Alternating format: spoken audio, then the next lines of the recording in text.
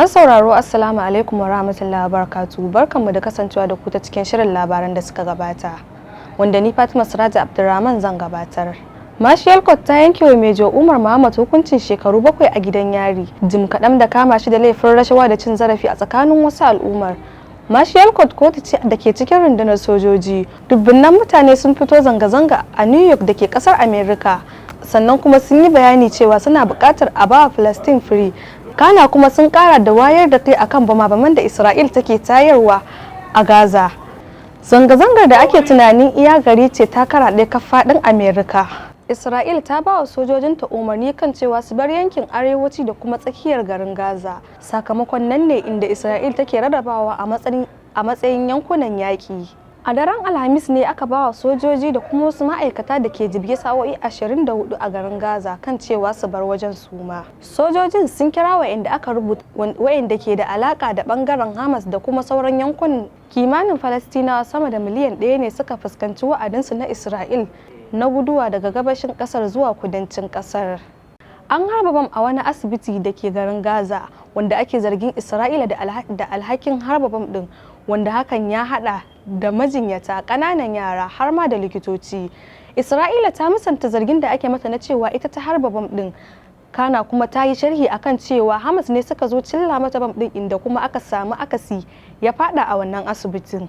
Ana ta cece ku ce akan tashin bam din, sannan kuma duniya ta yi Allah wadai da wannan yakin, wanda ana ganin hakan a matsayin shine yaki mafi muni wanda aka kai wa inda basu ji ba basu gani ba. Sakamakon kungiyoyin duniya waɗanda suke kai agajin gaggawa a duk inda ake rikici ko yaƙi a faɗin duniya sun matsa akan cewa a ba su dama su je su kai agaji wa Falastinawa waɗanda ke cikin garin Gaza. Wannan ta sa Isra'ila ba za ta hana kai tallafi wa mutanen da basu ji ba basu gani ba da kuma waɗanda ke buƙatar abinci, wanda Amerika ta fitar da shi a cikin labaransu na yau.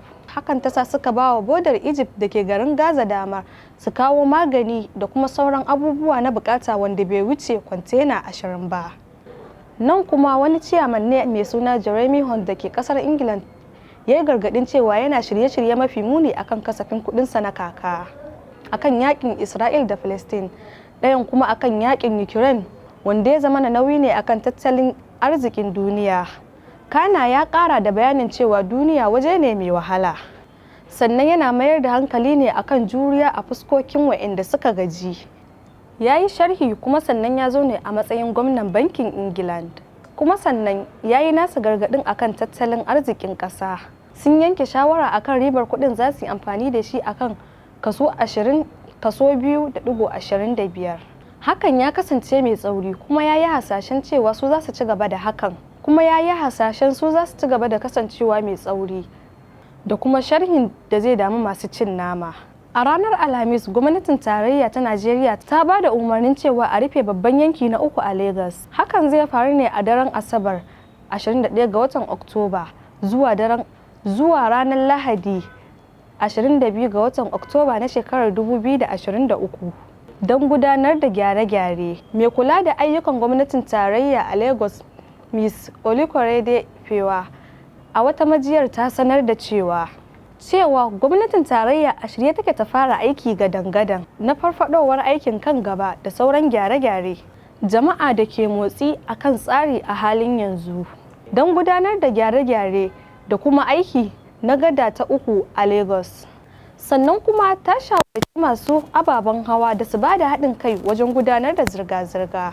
Karshen labaran kenan, wanda ni Fatima Siraja Abdulrahman na karanto, da ya zo muku daga nan tashar P Hausa TV.